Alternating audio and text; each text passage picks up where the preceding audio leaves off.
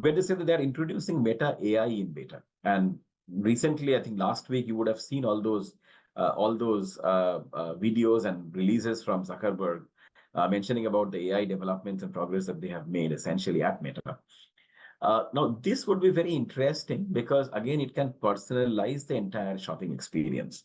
One of the struggles, I think, as e-marketer or insider intelligence points out, the struggle of social commerce has been people go to social media sites to uh, really chat with their friends or meet their friends, right? Not to really buy.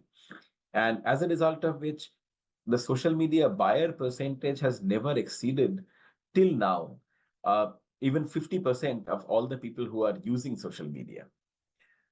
It is my belief that the percentage is likely to increase, driven by AI powered, again, very personalized social media agents or shopping agents, or maybe almost like a shopping concierge, which can really help. And what we believe it potentially can shift the skew. So one is the more number of Gen Zs who are much more likely to engage in social shopping or social commerce. The second part also is the application of Gen AI in terms of making very personalized experiences may lead to a 14% increase in the percentage of social shopper. When I say 14% increase, basically, as you can see, Insider Intelligence is projecting in 2027 about 51%. Add to that an extra 14%.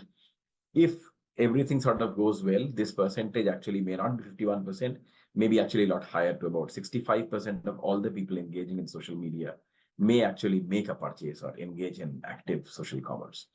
So all of these are pretty big shifts and changes. But just think of what happens when Gen AI really meets the metaverse, because that is like two mega forces meeting. So that is the reason I don't think it's fair to really count out, because all of this is evolving at a very, very fast pace.